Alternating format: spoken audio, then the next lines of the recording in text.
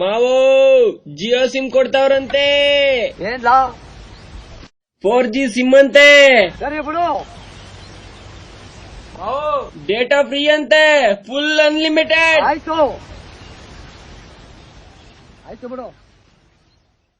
ನಿಂದು ಡಾಕ್ಯುಮೆಂಟ್ಸ್ ಎಲ್ಲ ಚೆಕ್ ಮಾಡ್ದೆ ಕಣಯ್ಯ, ಅದಾಗಲ್ಲ. ಬೇರೆ ಯಾರ್ದಾನ ತಗೊಂಬ, ಇಲ್ಲ ನಿಮ್ಮ ಅಪ್ಪನ್ ಕರ್ಕೊಂಬಂದ್ಬಿಡು. ನಮ್ಮ ಅಪ್ಪ ಬರ್ಲೇಬೇಕಾ ಸರ್? ನಿಮ್ಮ ಅಪ್ಪನ್ ಕರ್ಕೊಂಬರ, ಮಿಕ್ಕಿದ ನೋಡ್ಕೊತೀನಿ.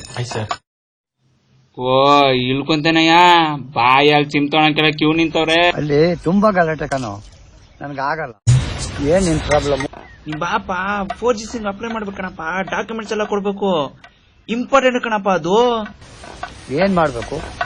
ಅಲ್ಲಿ ಡಾಕ್ಯುಮೆಂಟ್ಸ್ ಕೊಡ್ತಾ ಇರ್ಬೇಕು, 4G ಫೋನ್ ಎತ್ಕೊ ಬರ್ತಾ ಇರ್ಬೇಕು. ನನಗೆ ಜೀವನದಲ್ಲೇ ಬೇಡ. ನಿಂಗಲ್ಲ ನಂಗ್ ಬೇಕು. ತಕೋ. ಏನ್ ಮಾಡ್ಬೇಕು ಅಂತ ಗೊತ್ತು ನಿಂಗೆ? ನಾಟಕ ಆಡ್ತಿದ್ದೆ. ಸಿಮ್ ಖಾಲಿ ಆಗ್ಬಿಡ್ತದ ಬಾಪ.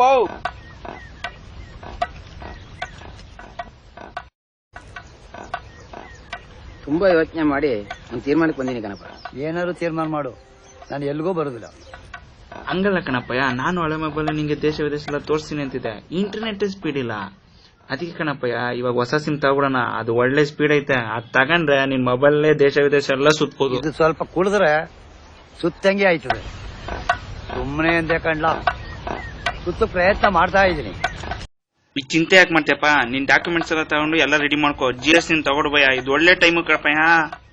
ಟೈಮ್ ಬರ್ತದೆ.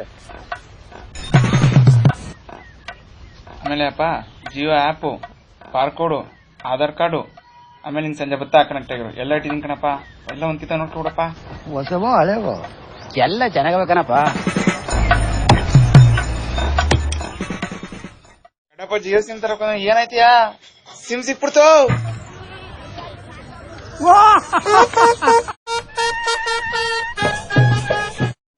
ಜಿಯೋ ಸಿಮ್ ಸಿಕ್ಬಿಡ್ತಾ? ಅವನು ಸಿಮ್ ಕೊಡ್ಸಿದ ನಾನೇ ಕಣೋ. ಸಾರ್ ಅವನು ಕೊಡ್ಸ, ನಂಗೊಂದ್ ಸಿಮ್ ಕೊಡ್ಸ್ಬಿಡಿ sir. Love free internet sim ಅಂದ್ರೆ ಎಲ್ಲರೂ ಬತ್ತರ್ಕಲ್ಲ, ಗಾಡಿ ಎತ್ಲೇ ಅಣ್ಣ ಒಂದಿಬ್ರು ಬತ್ತರಿರೋಣ. ಲವ್ ಅವ್ನ ಎಲ್ರಿಗೂ ಸಿಮ್ ಕೊಡ್ಬೇಕು, ಕೂತ್ಕೊಂಡ ನಡಿಲ್ಲ ಬೇಗ.